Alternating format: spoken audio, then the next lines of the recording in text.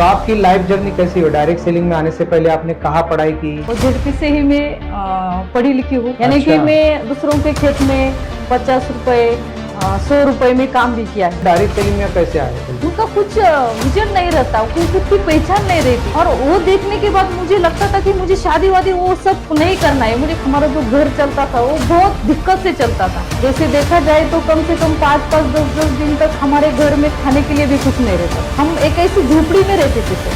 कोई भी ऐसा कि घर भी नहीं था अच्छा सा, एक झोपड़ी में रहते थे। लेकिन मैं मेरे गरीबी के लिए करूंगी, मेरे अपने खुद के करियर के लिए करूंगी, क्योंकि हमारे गांव में 12वीं तक ही पढ़ाई थी, उसके बाद पढ़ाई नहीं की। इतना ग्रेजुएशन पर्सन होने के बाद 5,000 10,000 की जॉब मिल रही है, उसको डब्बे भी दिए। मिडिल फैमिली की महिला आज डायरेक्ट सेलिंग में आके इतनी अचीवमेंट कर रही है।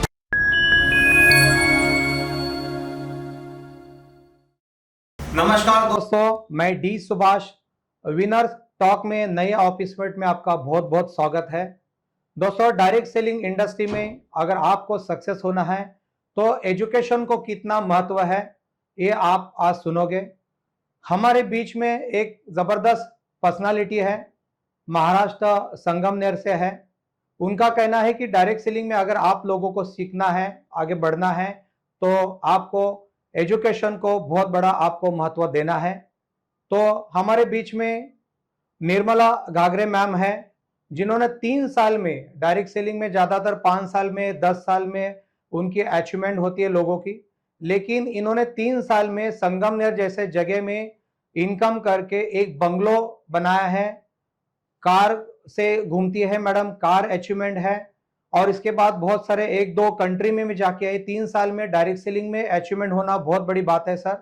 तो आप सुनना चाहेंगे तो मैं उनको आमंत्रित करना चाहूंगा। निर्मला जी, बहुत बहुत धन्यवाद, आपने विनर स्टॉक में आपका कीमती वक्त दिया। धन्यवाद ma'am. Thank you so much sir, आपने मुझे विनर्स टॉक शो में इनवाइट किया। बहुत बहुत धन्यवाद सर आपका। Thank you madam, thank you. तो मैडम, अपन इंटरव्यू की शुरुआत करने से पहले मैं आपको कहना चाहूंगा कि जो लोग हैं, आप डायरेक्ट सेलिंग में आने से पहले इंसान की लाइफ जर्नी कैसी थी वो सुनने में बहुत मायने रखते हैं। तो आपकी लाइफ जर्नी कैसी हो? डायरेक्ट सेलिंग में आने से पहले आपने कहाँ पढ़ाई की, कौन से इससे बिलोंग करते हैं, कौन से गांव से बिलोंग करते हैं आप, और पढ़ाई कहाँ तक की, और ये डायरेक्ट सेलिंग में कैसे आए, घर में कौन कौन था? तो थोड़ा हमारे व्यूअर्स को आप बता दीजिए प्लीज। यस सर, मेरा नाम है निर्मला जी। मैं बचपन से एक किसानी परिवार की लड़की हूँ सर। अच्छा। मुझे कोई भी इस इंडस्ट्री के बारे में या फिर कहीं तक भी हमारे घर में कोई भी बिजनेस की बात नहीं होती थी, दूर दूर तक उसका कोई संबंध नहीं था। लेकिन बचपन से एक बात थी कि जिस गरीबी में मैंने जन्म लिया था, और उसी गरीबी में मुझे जीना अच्छा नहीं लगता था, क्योंकि मेरे घर में हम 5 जन थे, भाई बहन। तो 3 बहनें थी और उसके बाद भाई था। तो लास्ट नंबर की लड़की हूँ। अच्छा। तो लड़की होने के कारण लास्ट नंबर की हर किसी के घर में, और हमारे इंडियन कल्चर में बोला जाता है कि बेटा ही घर का वंश चलाता है। बिल्कुल बिल्कुल। बेटियों को हर कोई हक नहीं होता है, बेटियों को तब कोई घर नहीं होता है, ना घर माँ बाप का होता है, ना ससुराल का होता है। ससुर का होता है। लेकिन जब मैं यहाँ एक किसान परिवार में जन्मी, तो लेकिन मुझे बचपन से वो चिढ़ थी, मेरे अंदर में वो घुटन थी कि अगर मैं लड़की पैदा हुई तो मेरा दोष नहीं मेरा है। दोस्त नहीं, बिल्कुल। तो मैं मेरे माँ बाप से हर बार कहती थी कि एक दिन ऐसा लाऊंगी कि आपको गर्व होगा कि ये मेरा बेटा है। क्या बात है, बहुत बढ़िया। तो बचपन से मेरा उसके ऊपर काम चालू हुआ। और जब छोटी थी तब तो बहुत मेरा जो कल्चर है, तो मैं बहुत सीधी सादी थी, स्वाभिमानी थी। कुछ भी करना है तो दिल लगा के करना है, वो सब मेरे मुझ में था। और बचपन से जब एक गरीबा परिवार में हूँ, एजुकेशन जब लेना था तो एजुकेशन के बारे में भी मुझे बहुत दिक्कत आई। लेकिन मैंने ठान लिया था कि मुझे अगर इस गरीबी से बाहर निकलना है तो मुझे एजुकेशन लेना बहुत जरूरी है। बहुत जरूरी है, बिल्कुल। तो हमारी जो परिस्थिति थी बहुत विकट थी एजुकेशन के बारे में। मेरे घर में जो पिछली जो 2 बहनें थी, मेरे से बड़ी थी, तो 5वीं तक पढ़ी थी। उसके बाद उन्होंने पढ़ाई छोड़ दी और उनकी शादी भी कर दी। अच्छा। तो मुझे लगता था उनकी शादी होने के बाद मैं उनकी जो परिस्थिति थी वो मेरे आंखों से देखती थी कि शादी के बाद घर बार बच्चे उसमें सब लोग उसमें सब इन्वॉल्व हो जाते हैं। इन्वॉल्व हो जाते हैं। बिल्कुल बिल्कुल उनका बिल्कुल कुछ विजन नहीं रहता, वो खुद की पहचान नहीं रहती। और बिल्कुल। वो मैंने आंखों से देखा था, और वो देखने के बाद मुझे लगता था कि मुझे शादी वादी वो सब नहीं करना है, मुझे खुद का एक आइडेंटिटी क्रिएट करना यस है। यस। और इसकी वजह से मेरी जिद थी कि मुझे एजुकेशन लेना है, और एजुकेशन लेने के बाद ही मैं इस इस गरीबी से बाहर निकल सकती हूँ। तो मैंने एक झेडपी के स्कूल में एडमिशन लिया था, एडमिशन लिया। और झेडपी से ही मैं पढ़ी लिखी हूँ। उसके बाद 10वीं तक पढ़ाई हुई। 10वीं तक पढ़ाई होने तक मैंने बहुत संघर्ष किया। जैसे कि अभी देखो 5वीं कक्षा में भी हमारे बच्चे पढ़ते हैं, तो वहां तक तो बच्चों को कुछ समझ में ही नहीं आता। लेकिन मैं जानती हूँ, मुझे जब मैं 5वीं कक्षा में थी तभी मैं खेती में घर के माँ बाप के साथ हाथ साथ बटाती हाथ थी, काम करते थे। और दूसरों की खेती में काम करने भी जाती थी। यानी कि अच्छा, मैं दूसरों के खेत में 50 रुपए 100 रुपए में काम भी किया है। ये कौन से साल की बात है मैडम? वो जब 2008 2008। 2010 में मैंने 10वीं पास अच्छा। आउट की थी। यानी कि 5वीं के बाद में बाहर किसान के यहाँ पे जाके वो बोलते हैं ना, किसान के यहाँ मजदूरी करती थी। मजदूरी करते थे। क्योंकि जब हमारे घर में 5 जो भाई बहन थे, उनको संभालना, और मेरे माँ बाप थे, तो उनको कुछ भी साइड बिजनेस नहीं था या फिर कुछ भी नहीं था। सब भी जो भी था वो सब खेती के ऊपर डिपेंड था। तो हमारे घर चलाना, हमारा जो घर चलता था वो बहुत दिक्कत से चलता था। अच्छा। जैसे देखा जाए तो कम से कम 5-5 10-10 दिन तक हमारे घर में खाने के लिए भी कुछ नहीं रहता था। जी। हम एक ऐसी झोपड़ी में रहते थे सर। कोई अच्छा। भी ऐसा कि घर भी नहीं था अच्छा सा। एक झोपड़ी में रहते थे जो माटी का था। ऊपर वो जैसे कि हमारे गन्ने का वो जो रहता है ना, गन्ने का हाँ। हाँ, वो हमारे घर के ऊपर था, और ऐसे घर में पैदा हुई हूँ मैं सर। अच्छा। तो बहुत दिक्कत आती थी। वो बचपन से बहुत सारी चीजें मेरे दिमाग में है। और माँ बाप भी पढ़े लिखे नहीं थे, तो उनको भी इससे बाहर पढ़ना मुश्किल हो रहा था। पिताजी भी किसान थे? और पिताजी भी किसान थे। उनकी भी पढ़ाई लिखाई नहीं हुई थी। उनको कुछ पढ़ाई लिखाई का तो उनको दूर दूर तक कोई भी संबंध लेना देना नहीं था। बहनों के भी 5वीं तक पढ़ाई हुई, उन्होंने भी पढ़ाई स्टॉप कर दी। लेकिन मेरे अंदर कुछ जुनून था, कुछ करने का कुछ जुनून था। करने का बहुत जुनून बहुत था। बढ़िया।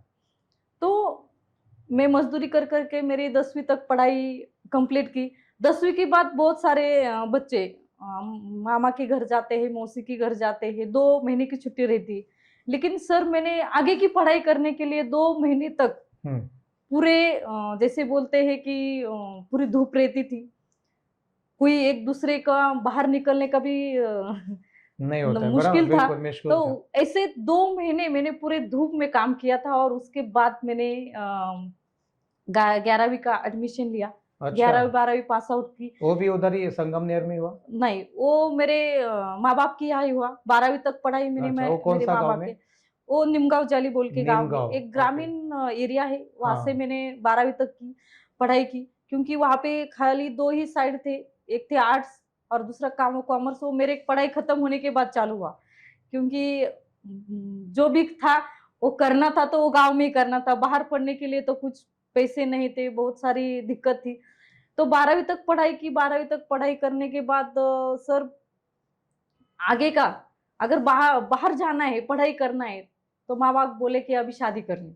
अच्छा। क्योंकि गांव के आपको भी पता है कि गांव के लोगों की सोच ऐसी नहीं रहती कि एक बिल्कुल। लड़की को बाहर पढ़ाई के लिए भेजा पढ़ाई के जाए। लिए भेजा जाए। क्योंकि हमारे गांव में 12वीं तक ही पढ़ाई थी, उसके बाद पढ़ाई नहीं थी।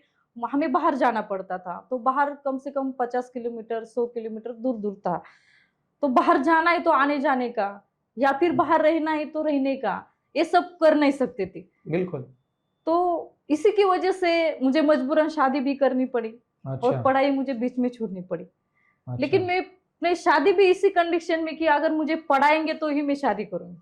अच्छा, और शादी करने के बाद मैंने बाहर से ग्रेजुएशन कंप्लीट किया। क्या बात है। तो आपके पति क्या करते हैं? और देखो सर, जैसे कि हमारे भी जब माँ बाप की जैसी कंडीशन थी उसी हिसाब से मुझे ससुराल अच्छा भी अच्छा अच्छा उसी अच्छा। हिसाब मतलब से मिला। उनकी फाइनेंशियल कंडीशन उनकी उतनी भी नहीं इतनी थी। वो भी फाइनेंशियल मिडिल कंडीशन फैमिली से वो थे भी और मिडिल आप? क्लास फैमिली से जी। थे। इसकी वजह से जब शादी हुई तब भी जो बचपन से चला आ रहा था वही आने के बाद भी चला आ रहा है। बहुत वो बढ़िया। देखने के बाद फिर से मेरा जो माइंडसेट था वो चेंज हो गया, क्योंकि मेरा जो जन्म हुआ है वो खाली बच्चे के लिए यानी चूल्हा चौका करने के बर्तन लिए नहीं घिसने हुआ के लिए है, नहीं हुआ है, मुझे कुछ करने का जुनून करना था। था। क्योंकि मैं बचपन से जैसे कि झांसी की रानी ने किया है, बात सावित्रीबाई है, फुले ने किया क्या है, बात है। वो मेरे दिमाग में था और मुझे उनके जैसा करना था। और वो मैं जीती थी, लेकिन वो मेरा सपना नहीं मरा था सर। लेकिन ये कहाँ से आपके अंदर, ये झांसी की रानी बोल रहे हैं आप, ये कहाँ से नॉलेज आपने लिया? बुक पढ़ते हैं आप या कैसे, किसी सर जैसे कि मैंने आपको पहले भी बोला था कि पढ़ाई का मुझे बहुत पहले से शौक था? शौक था। तो 10वीं कक्षा में थी तो मेरे एक टीचर थे, वो अच्छा, हर बार बोलते थे कि ये जो 100 बच्चे हैं ना, वो 100 बच्चों के लिए मैं नहीं बोलता, मैं खाली एक बच्चे के लिए बोलता है कि जो आने वाले वक्त में मेरा नाम रोशन करे। क्या बात है, बहुत बढ़िया। तो मेरे अंदर वो लाइनें कुट कुट में भरी थी, क्योंकि वो जो बोलते हैं ना, तो वो बोलते थे कि वो पढ़ाई लिखाई खाली ऊपरी मामला है। जो आदमी जो अपने अंदर से कुछ करने का जज्बा रखता है, अंदर से कुछ फील करता है, तो वो आने वाले समय में अपना नाम बड़ा कर सकता है। जैसे कि हम महात्मा फुले का भी नाम ले सकते हैं, जी, शिवाजी महाराज का भी ले शिवाजी सकते हैं, महाराज जी उन्होंने का। इतिहास क्रिएट किया। जी। तो सर बोल रहे थे कि एक लाइन उनकी है, वो बहुत अच्छी है, वो मेरे बिल्कुल लाइफ को टर्निंग दे रही थी, तो बिल्कुल मैं बिल्कुल आपको 100% बिल्कुल बिल्कुल बिल्कुल। बताना चाहूंगी। सर हमेशा हाँ हमें स्टूडेंट को बताते थे कि जो लोग ज्यादा पढ़ाई करते हैं वो लोग कुछ नहीं करते, बिल्कुल लेकिन जो लोग जैसे कि दिमाग से थोड़े से अड़ियल होते हैं, हाँ, वो पढ़ाई नहीं करते, उनके अलग से अंदर में उनके पास कुछ, अलग कुछ से ना उनके अलग पास कुछ करने का होता है। जुनून जी। रहता है। यानी कि हम उसे पागल कहते हैं। जो लोग पागल रहते हैं वो इतिहास बनाते इतिहास हैं, बनाते हैं, बहुत बड़ी और बात जो है। बहुत सारे पढ़े लिखे होते हैं वो इतिहास को पढ़ते हैं। और क्या ये बात लाइन है। मुझे अंदर से बहुत कुछ सिखा के गई, और इसी वजह से मैं यहाँ तक आई हूँ सर। और मैंने इतिहास के बारे में देखा, और वो इतिहास जो सब्जेक्ट था, तो उसमें मुझे झांसी की रानी, सावित्रीबाई फुले, उनका मैंने स्टडी किया। और जब टीवी शो भी चलते थे तो मैं झांसी की रानी की जो सीरियल है ना, वो बहुत बार देखती थी। क्या बात है, बहुत और बढ़िया। उनके जो जोश थे, वो चिंगारी थी, वो मुझ में आ गई थी। और मुझे लगता था कि जैसे झांसी की रानी लड़ाई कर रही है ना, वैसे मैं करूंगी। क्या लेकिन बात है, उन्होंने देश के लिए की, अपनी सल्तनत के लिए सल्तनत की, के लिए, यस। लेकिन मैं मेरे गरीबी के लिए करूंगी, मेरे बिल्कुल। अपने खुद के करियर के लिए करूंगी, और हर महिला के लिए मैं एक उदाहरण बन के रहूंगी। इसके लिए मैंने पढ़ाई के बारे में बहुत सारा सोचा था, और वो पूरा भी किया। लेकिन क्या हुआ, शादी के बाद कम से कम 10-20 साल बीत गए, क्योंकि बाहर से ग्रेजुएशन किया था, स्कोप भी चला गया था। क्योंकि 10-12 साल का गैप पड़ने की वजह से आगे की पढ़ाई तो नहीं हो पाई, क्योंकि शादी के बाद बच्चे, घर वगैरह वो संभालते संभालते मैं भी उसमें इन्वॉल्व हो गई। इन्वॉल्व हो गई। और उसमें इन्वॉल्व होने के बाद क्या हुआ ना, तो जो मेरा जो सपना था वो तो मरा नहीं था, लेकिन वो कुछ ना कुछ देर के लिए मेरे से दूर हो गया था, कुछ ना कुछ देर अच्छा, के लिए। लेकिन जैसे थोड़े से बच्चे बड़े होने लगे, तो फिर से मेरे में वो उम्मीद जागी कि मुझे अभी मेरे सपने की ओर ध्यान देना ध्यान चाहिए। देना चाहिए। उसी समय मैंने बहुत कुछ घर से भी स्टार्ट किया, क्योंकि एक लेडीज होने के कारण बाहर जाना, जॉब करना, या फिर कोई बिजनेस करना, उसकी तो परमिशन नहीं थी, उसकी भी परमिशन नहीं थी, क्योंकि कुछ बहुत सारे बैरियर्स भी थे मेरे लिए। क्योंकि आपको भी पता है कि इंडियन कल्चर में एक लेडीज को बहुत सारे बैरियर्स रहते हैं, क्योंकि हमारी संस्कृति है पुरुष प्रधान है। तो मैं वहीं पे रुकी नहीं, तो मैं घर से कुछ ढूंढती थी कि मुझे वर्क फ्रॉम होम चाहिए, घर से ही मुझे कुछ करना चाहिए। बिल्कुल। तो जैसे कि बोलते हैं कि घर का ही हमें कुछ आता है माँ बाप का, तो पहले तो खेती का आया। खेती का तो मैं मुझ में था, तो मैं खेती भी करती थी, यहाँ ससुराल में भी खेती करने जाती थी। और उसी हिसाब से मुझे लगता था कि मेरे माँ बाप जैसे मैं बचपन से देख रही हूँ वो खेती कर रहे, और लगातार उन्होंने 20 साल, 25 साल, 30 साल खेती की, फिर भी उनकी जो सोच डेवलपमेंट थी। है वो डेवलपमेंट नहीं हुई, वो अच्छा, वैसे ही रह गई। वैसे ही रहा।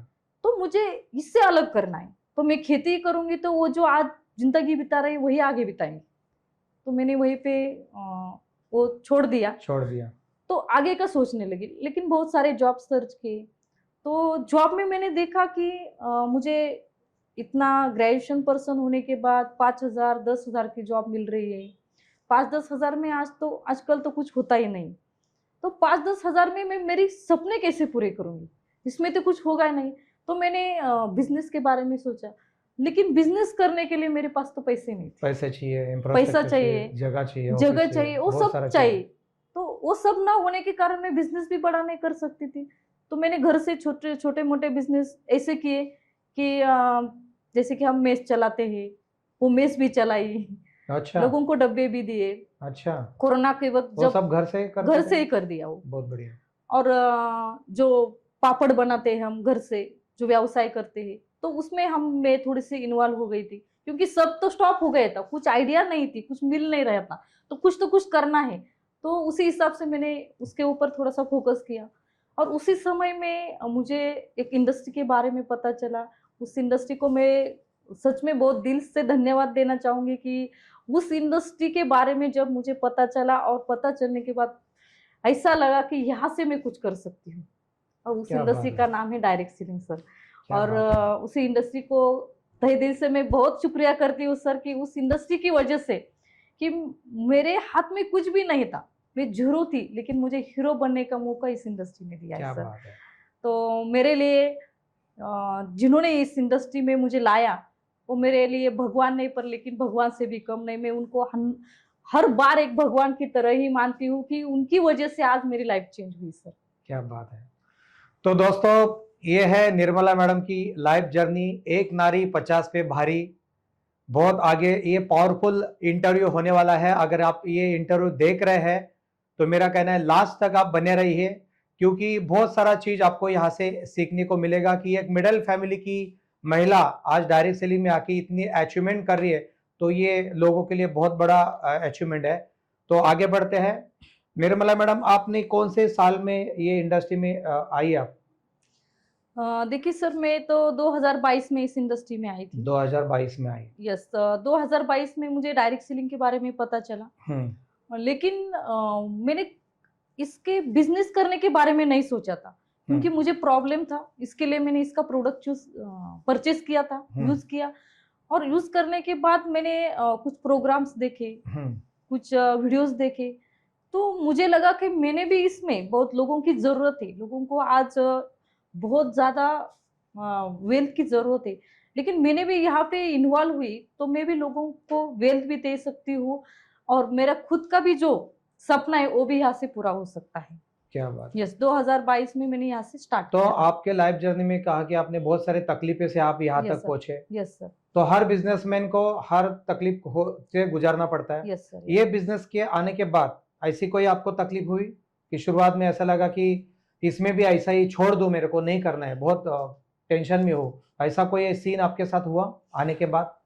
हाँ सर, ये इस इंडस्ट्री में आने के बाद क्या हुआ ना, देखिए सर, डायरेक्ट सेलिंग में तो महिलाओं को बहुत सारे स्ट्रगल से गुजरना पड़ता है। जी जी जी। क्योंकि शुरुआत के दिनों में टीम बनने के लिए कम से कम 3 महीने 6 महीने 1 साल निकल जाता है टीम बनने के लिए। बिल्कुल बिल्कुल। लेकिन बाहर पढ़ना, लोगों से मिलना, लोगों से बातें करना, इसके लिए मुझे बहुत सारे लोगों के ताने सुनने पड़ते थे। घर के लोग भी बोलते थे कि बाहर जाती हो, बहुत 3 महीने हुए, 6 महीने हुए, कुछ तो आता नहीं है, लेकिन जी, जी, जी। आप तो हर बार लगे रहती हो, घर में आपका ध्यान भी नहीं है, लेकिन आप खाली इसके बारे में सोचती हो। तो मुझे खाली एक बात थी सर, वो जब मैं एक लेक्चर में गई थी, तो एक बात मेरे दिल को चुभ गई थी कि अगर हमें कुआं खोदना है, तो कुआं हम जितना देर तक खोदेंगे तब पानी लगता है, लगेगा। ऊपर ऊपर करेंगे तो लोग नहीं आधे लगता। में छोड़ देते, बोलते कि ये काम मेरे लिए नहीं होगा। तो आपने 6 महीना प्रयास किया, तो 6 महीने में आपके घर से बहुत सारे ऑब्जेक्शन भी आए होंगे। ऑब्जेक्शन आए। बहुत बढ़िया। तो उसी लाइन से मैंने इसको कनेक्ट कर लिया कि हम इसको खोदते रहेंगे तो उसमें से पानी निकलेगा। बिल्कुल बिल्कुल। ऊपरी ऊपरी का करके नहीं बनेगा, कुछ होने वाला नहीं, कुछ होने वाला और नहीं। जिस टाइम पानी लगेगा तो समझ जाना कि ये अपने लिए बना है, अपने लिए कुछ लोग आधे में बंद कर लेते हैं। आधे में बंद कर देते। बहुत बढ़िया, बहुत बढ़िया। और फिर आपका कोई टर्निंग पॉइंट कि चलो अभी ये 6 महीना तो आपका गुजर गया है, बाद में आपका इनकम भी आना शुरू हो गया। Yes sir. बराबर ना? आगे जाते जाते आपको ऐसा कुछ लगा कि अभी मेरी लाइफ सेटल हो गया, अभी मैं घर वाले को मुंह तोड़ जवाब दे सकती हूँ, ऐसी कोई एक अचीवमेंट जो शुरुआत 6 महीने के बाद? यस सर, पहले 6 महीने तो मुझे इस समझने के लिए गई। 6 महीने के बाद जैसे कि मैं बाहर जाती थी तो घर के लोग बोलते थे कि एक ही गाड़ी थी हमारे पास, टू व्हीलर थी। अच्छा। तो टू व्हीलर दोनों लेके गए, एक ने लेके गए तो दूसरी को नहीं मिलती थी, दूसरे ने लेके गए तो एक को नहीं मिलती थी। तो हस्बैंड जो है बार बार किचकिच करते थे कि एक टू ही व्हीलर गाड़ी क्यों, है, एक ही गाड़ी है, तू क्यों मैं ले वापरू जाती है, या आप आप वापरे, एक गाड़ी से एक जिंदगी गाड़ी स्टार्ट से हुई थी। कैसे स्टार्ट हुई। और हर बार ये बोलते थे कि आप लेके जाती हो तो वो पेट्रोल खत्म करके लाती हो। अच्छा। तो मेरे में वो चीज लगी, तो मैंने 6 महीने के बाद मैंने खुद की टू व्हीलर ली। क्या बात है, क्या बात तो 1,25,000 की बाइक मैंने परचेस की थी है। खुद के लिए। शुरुआत में डायरेक्ट सेलिंग में 1.5 लाख का भी एक इन्वेस्टमेंट करके गाड़ी लेना भी बहुत बड़ी बहुत बात है। बड़ी बात थी। बहुत बड़ी बात है।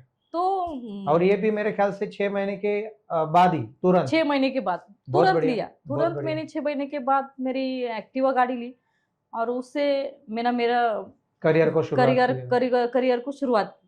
लेकिन जब मेरे ऊपर लायबिलिटी आ गई, अच्छा। लायबिलिटी यानी कि गाड़ी परचेस करना, उसका डाउन पेमेंट किया, डाउन पेमेंट उसके बाद उसके ईएमआई लगे। तो इसमें डायरेक्ट सेलिंग के पहला तो मैं एक की पॉइंट बताना चाहूंगी कि लोगों के ऊपर कुछ ना कुछ होना चाहिए, लोगों को भूख होनी चाहिए सर। तो मैंने वो गाड़ी के लिए दौड़ी, क्योंकि मैंने गाड़ी ली तो घर से तो पैसे लेके नहीं उसके ईएमआई पे कर सकती ना, तो मुझे तो काम करना ही पड़ेगा। तो मेरी भूख बढ़ गई, तो मैंने इस इंडस्ट्री को डीप से जानना शुरू कर दिया। मुझे ईएमआई पे करना है, अगर मुझे 5,000 का ईएमआई चाहिए तो मुझे कितना इनकम आना चाहिए, मुझे कितना काम करना चाहिए, टीम का साइज कितना बढ़ाना चाहिए। अच्छा। इसके लिए मैं दौड़ती गई। और वो अच्छा। टू व्हीलर का मेरा पूरा का पूरा मतलब जैसे ही आपकी पहली अचीवमेंट हो गई तो आप समझ गए कि चलो अभी लाइफ सेटल हो गया, लाइफ अभी सेट हो गई, निकल जा सकते हैं। निकल जा सकते। अगर टू व्हीलर आ सकती है तो मुझे लगा फोर व्हीलर भी एक दिन फोर व्हीलर से, क्या बात है, बहुत बढ़िया, बहुत बढ़िया। तो आपके जैसे एक महिला को अगर सक्सेस होना है, आपने तो एकदम जिद्दी थी, आपको मेरे को करना ही है, चाहे आपके पति बीच में बोले या घर के कोई माँ बाप आपको रोके, लेकिन आपके अंदर एक जीत थी कि मेरे को आगे निकलना है। बराबर। आने के बाद आप आगे बढ़े, आपके जैसे और महिला है इंडस्ट्री में आना चाहती है, बराबर। तो उनको उनके अंदर कौन से गुण होने चाहिए? जैसे आपके अंदर भी बहुत सारे गुण हैं, तो डायरेक्ट सेलिंग में आने के लिए उनके अंदर भी कौन से गुण होने चाहिए? एक महिला अगर आती है इंडस्ट्री में तो। यस सर, अगर डायरेक्ट सेलिंग में कोई महिलाएं आती तो सबसे पहले क्या रहता है, तो बहुत सारी महिलाओं को लगता है कि ये जो बिजनेस है वो हमारा नहीं है। अच्छा, बिल्कुल। लेकिन मैं सब महिलाओं को ये मैसेज देना चाहूंगी कि ये बिजनेस तो खाली महिलाओं के लिए है। बिल्कुल। क्योंकि पहले से एक महिला में एक गुण होता है, क्योंकि जैसे कि हमारे घर को संभालना है तो वो टीम बिल्डिंग के जैसा होता है। टीम को जैसे संभालना पड़ता है वैसे घर को संभालना पड़ता है। तो महिलाओं में उपजत वो गुण होता है। और उसके बाद सबसे अच्छा गुण ये होता है कि कोई रिश्तेदार आते हैं, कोई जान पहचान के लोग आते हैं, तो उनके रिलेशन को बनाए रखना वो एक महिला के हाथ में रहता है। उसी तरह से अगर आप डायरेक्ट सेलिंग में आते हैं, डायरेक्ट सेलिंग में आने के बाद अगर आपको टीम बिल्ड करना है तो उसके लिए दिक्कत नहीं होती, क्योंकि घर की महिला ही मैनेजमेंट रखती है। बिल्कुल। तो डायरेक्ट सेलिंग में वो भी आता है कि वो मैनेजमेंट करना ऐसा ही होता है। तो बहुत सारी महिलाओं को लगता है कि ये काम मेरा नहीं है, मेरे से नहीं होगा। लेकिन वो गुण हमें है, लेकिन हमें उसे प्रूव करने के लिए खाली हमें मार्केट में जाना पड़ेगा, लोगों को बताना पड़ेगा। या फिर सबसे पहले तो एक बात रहती है कि हर महिला को बाहर जाने के लिए पाबंदी रहती है, बाहर तो वो जा नहीं सकती। बिल्कुल, घर से ऑब्जेक्शन रहता है। तो सबसे पहले डायरेक्ट सेलिंग में तो पहला की पॉइंट है कि हम ये घर से भी बिजनेस कर सकते हैं, ऑनलाइन भी कर सकते हैं, ऑफलाइन भी कर सकते हैं जी। या फिर हमारे लिए टाइम फ्रीडम है, मनी फ्रीडम है, ये सब चीजें हमें डायरेक्ट सेलिंग में मिलती है सर। वो एक महिला के लिए बहुत अच्छा बिजनेस है और इंडिपेंडेंट महिला बनने के लिए तो बहुत अच्छा है सर। क्या बात डायरेक्ट सेलिंग में तो इस इंडस्ट्री में मैडम एजुकेशन को कितना महत्व है? एजुकेशन, कई सारे लोग बोलते हैं कि इंडस्ट्री में अगर आपको सक्सेस होना है तो एजुकेशन के बिना आप सक्सेस नहीं हो सकते। यस तो आपको क्या लगता है इसके बारे में, एजुकेशन महत्व है? यस सर, देखिए सर, हम जैसे कि देखते हैं कि बचपन से हम हमारे बच्चों को भी सिखाते हैं, तभी हम बच्चे को पहली कक्षा में डालते हैं, सेकंड कक्षा में डालते हैं, तो हम पहले से ही सिखा कर ही सिखा के डालते हैं। सबको कर, जैसे कि बोलते हैं कि हमारे पहले गुरु होते हैं माँ बाप, उसके बाद होते हैं हमारे टीचर, और लाइफ में जो भी हमें मिलते हैं, जो भी हमें मार्गदर्शन करते हैं, वो हमारे गुरु ही होते हैं। बिल्कुल। अगर हम डायरेक्ट सेलिंग में आते हैं तो बहुत सारे लोगों को लगता है कि ये मैजिक है, कि यहाँ पे आए, 2 लोगों को जोड़ दिया तो हमारा काम खत्म हो गया। लेकिन वो काम वहीं पे खत्म नहीं होता है सर। उनको लगता है अभी आगे कुछ करने की जरूरत नहीं, 2 लोग आ गए तो हमारा बन गाड़ी गया, आ जाएगी, घर आ जाएगा। लेकिन गलत ऐसा फहमी होता नहीं है सर।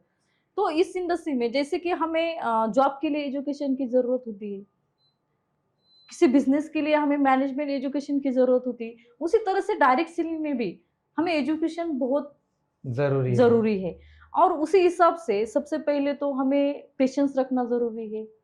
किसी भी इंडस्ट्री में हम अगर हम आते हैं तो सबसे पहले पेशेंस तो बहुत जरूरी है। खाली हम 1-2 महीने में यहाँ पे सफल नहीं हो सकते, कम से कम हमें 6 महीने तक लगातार इस इंडस्ट्री का स्टडी करना चाहिए। इस इंडस्ट्री के लिए क्या डिमांड है, सबसे पहले तो एक बात आती है कि जो भी इस इंडस्ट्री में आते हैं तो उनका जो आने का मतलब है, हम क्यों आए, अगर क्यों आए ये क्लियर हो गए तो कैसे करना है वो तो हमें सिस्टम बताती है सर। सही बात है। सिस्टम तो हमारे लिए खड़ी है। एजुकेशन में आपको क्या लगता है कौन सा चीजें सीखनी चाहिए अगर इंडस्ट्री में अगर आगे बढ़ना है? तो आपने भी 3 साल में कुछ चीजें सीखी होगी, तो आप महिलाओं को क्या सिखाना चाहोगे कि ये चीजें सीखो तो आप आगे जा सकते हो? एजुकेशन में तो वो पॉइंट आते हैं। Yes sir. सबसे पहले तो सर डायरेक्ट सेलिंग में अगर हम आते हैं तो सबसे पहले हमें हमारी खुद की लिस्ट बड़ी होनी चाहिए। लोगों को इनविटेशन देना आना चाहिए। हमको इनविटेशन का पार्ट बहुत मायने रखता है यहाँ पे। लेकिन अगर हमने लिस्ट भी बनाई, इनविटेशन अगर हमने अच्छा नहीं दिया तो वहीं पे हमारी लिस्ट खराब भी हो सकती है। हाँ, ज्यादातर लोग बोलते हैं कि लिस्ट मेरे दिमाग में है, लिखने की क्या जरूरत है, तो लिखनी आपका पड़ती कहना है कि आपको लिस्ट प्रॉपर बनानी चाहिए। लिखनी चाहिए। बिल्कुल। जैसे कि इसमें एक टॉपिक ऐड होता है सर, अगर हम घर में कोई बर्थडे पार्टी करते हैं, कोई शादी करते हैं, तो हम हमारे रिश्तेदार की, जान पहचान के लोगों की लिस्ट ही बनाते हैं सर। या फिर ऐसा नहीं कर सकते कि हम कहीं पे जाके खड़े हो गए और बोल के कि हमारे घर में बर्थडे आओ, घर में बर्थडे आओ। हम इनविटेशन तो देते हैं। तो इसी बिजनेस में आने के बाद भी हमें इनविटेशन देना ही पड़ेगा, नहीं तो हमारे नजदीक के जो रहने वाले हैं उनको भी पता नहीं चलेगा आप क्या करते हैं। तो इनविटेशन पार्ट बहुत बढ़िया है। मतलब आपका कहना है कि लिस्टिंग से शुरुआत करें एजुकेशन, और फिर बाद में कॉलिंग करके लोगों को प्रॉपर आप ये करना चाहिए, इनवाइट करना चाहिए। बहुत सारे महिलाओं को डर लगता है माइक पे बात करना, कि कभी उन्होंने माइक पकड़ा नहीं। आपको भी दिक्कत आई होगी शुरुआत में? यस सर, मुझे भी कम्युनिकेशन स्किल नहीं था सर। नहीं था, और मुझे भी दिक्कत, बोलने में दिक्कत थी।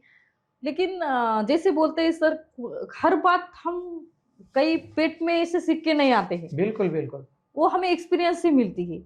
तो जब मैं इस इंडस्ट्री में आई तब मैंने लगातार प्रयास किया, लगातार।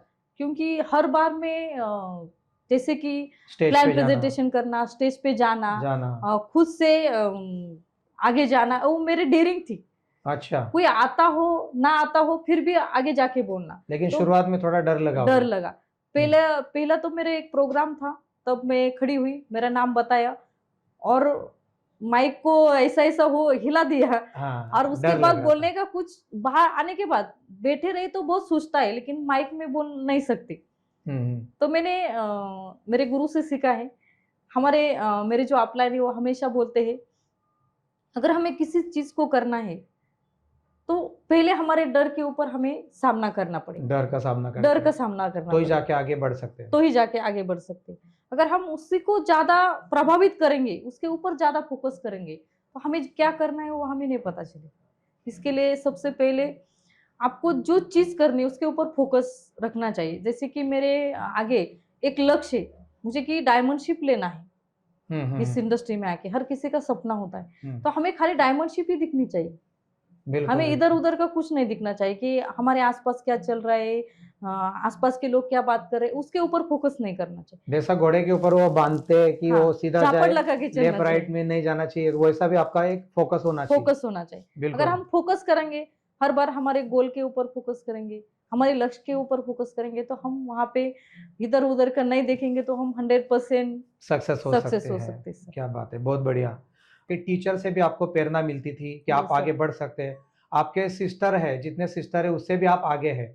ये सबके पास वो क्वालिटी नहीं होती है। नहीं, अभी नए जो लेडीज लोग आ रही है, बराबर है, नए जो लोग इंडस्ट्री में आ रहे हैं, नई लेडीज आ रहे हैं, उनके लिए आपका क्या मैसेज है? क्योंकि आपने तो पहले ही कहा कि लेडीज का जन्म घर में बर्तन घिसने के लिए या कुछ बच्चों को पालने के लिए नहीं हुआ है। तो आप इंडस्ट्री के बारे में उनको वेलकम करना चाहिए 2026 में कि आइए, बहुत है। तो उसके बारे में आप नए महिला को आप क्या मैसेज देना चाहोगे? Yes sir. सबसे पहले तो मैं सब महिलाओं को ये बताना चाहूंगी कि हमने अगर कुछ डिसीजन लिया तो देखो, एक महिला ही घर को चलाती है, एक महिला से ही पूरा सृष्टि चलता सृष्टि है। चलता है, बिल्कुल लेकिन बिल्कुल। हर महिला क्या करती है, अगर कुछ डिसीजन लेती है तो वो खुद का डिसीजन नहीं होता है। वो बोलती है पापा से पूछ के लेती हूँ, हाँ, ये जरूर हस्बैंड होता को है। पूछ के पूछ लेती के हूँ। लेती हूँ। देखो, हम अगर कोई अच्छी चीज करते हैं तो वो भगवत गीता में भी बोलते हैं कि कुछ अच्छी चीजों के लिए कुछ झूठ बोलना भी पड़ता है। तो हम कुछ गलत नहीं कर रहे, हम एक हमारे परिवार को बढ़ाने के लिए कर रहे हैं। तो सबसे पहले आपने जो डिसीजन लिया है उसके ऊपर हमें 100% ठाम रहना चाहिए, उसके ऊपर ठाम बिल्कुल रहना चाहिए। बिल्कुल बिल्कुल। अगर हमने ठान लिया तो हम कुछ भी कर सकते हैं। क्या बात जैसे कि झांसी की रानी ने ठान लिया था कि मुझे मेरा जो राज्य है वो चाहिए, तो उसने जिता दिया। उसी तरह से अगर हमने हमारे मन को अगर कंट्रोल कर लिया, हमें मन को अगर हमने दिया, एक कंट्रोल दिया, हमें सक्सेस ही होना है, हमें कुछ करके 100%। दिखाना एक है, माइंड को अपने कमांड दे दिया कि कमांड दी, मेरे को करना है, तो बस। आपको कोई आके हरा नहीं सकता। हरा नहीं सकता, तो बिल्कुल आप बिल्कुल। लोगों की बातों को सुन के एक क्या शुरू किया आपने, इससे क्या आपकी परिस्थिति बदल सकती है क्या, इससे क्या आपके सपने बड़े हो सकते हैं? ऐसा नहीं, अगर सपने आपके हैं तो करना भी आपको ही। बराबर है, बराबर। तो मेरे को एक पूछना था, एक लास्ट के 2 सवाल है। डायरेक्ट सेलिंग से 3 साल में एक बंगलो बनाना पॉसिबल है मैडम? सर 100% पॉसिबल है। कैसे? यस, लेकिन उसके लिए क्या करना चाहिए सर? अगर हम डायरेक्ट सेलिंग में आते हैं तो देखो सर, डायरेक्ट सेलिंग में बहुत सारी कंपनियां आज मार्केट में काम कर रही है। तो मेरा सबसे पहले मानना ये है कि अगर हमें इस इंडस्ट्री में सक्सेस होना है तो हमें जिस कंपनी से हम जुड़े हैं उस कंपनी का लीगल सिस्टम स्ट्रांग होना चाहिए। उस कंपनी के जो ओनर्स है उनका इथिक्स हमें देखना चाहिए, उनका विजन लॉन्ग है ये हमें देखना चाहिए। उसके बाद हम जिस लीडर के साथ जुड़ते हैं वो लीडर क्वालिटी होना चाहिए, उसका विजन बड़ा होना चाहिए। उसमें सबसे पहली बात तो ईमानदारी होनी चाहिए सर। क्या बात है, बहुत बढ़िया। उनका विजन खाली अपने तक सोचने का नहीं चाहिए। उनका विजन ये चाहिए कि मेरे साथ जो जुड़ने वाले लोग हैं उनका भी करियर हो, उनका भी यहाँ पे घर हो, गाड़ी हो, बंगला हो, उनके सपनों के लिए वो काम करना चाहिए। अगर हम ऐसे लीडर के साथ जाते हैं, ऐसी कंपनी के साथ जाते हैं, और देखा जाए तो आज जो भी डायरेक्ट सेलिंग में कंपनियां काम कर रही है उसमें सबसे ज्यादा जरूरी है कि हम जिस कंपनी के साथ जाते हैं वो प्रोडक्ट बेस्ड सबसे बिल्कुल पहले, बिल्कुल बिल्कुल। कि वहां पे हमारे ऊपर कुछ लायबिलिटी ना हो। हम जिस कंपनी में काम करते हैं वो कंपनी का लीगल सिस्टम तो स्ट्रांग होना चाहिए, लेकिन उसके साथ साथ जो प्रोडक्ट कंपनी लेके आई है प्रोडक्ट बेस्ड, वो प्रोडक्ट भी समय की मांग होनी चाहिए, जरूरत होनी चाहिए। अगर समय की जरूरत है उसके हिसाब से हम काम करेंगे तो हम वहां पे आगे बढ़ सकते हैं। क्या बात है। तो दोस्तों, ये थी निर्मला मैडम की स्टोरी। 2 व्हीलर से लेकर 4 व्हीलर तक उनकी जर्नी है। उन्होंने 3 साल में संगमनेर जैसे जगह में उन्होंने बंगलो बनाया है। ये छोटा सा काम नहीं, बहुत ये मिरेकल है उनके लाइफ में। तो मैं कहना चाहूंगा हर महिलाओं को एक प्रेरणा मिलती है मैडम से। और दोस्तों, आपको भी ऐसे ही लीडर्स को, लेडीज लीडर हो, पर्सनालिटी हो, तो उनको बुलाना है तो आप कमेंट बॉक्स में उनका नाम डालिए। और दोस्तों, ये चैनल को सब्सक्राइब करने के लिए आप जरूर भूलना नहीं है, बेल आइकन को दबाइए ताकि आप अगले वीडियो को आप सुन सकते हैं। तो बहुत बहुत धन्यवाद मैडम, निर्मला मैडम, आपने आपका कीमती वक्त दिया। थैंक यू सो मच, धन्यवाद।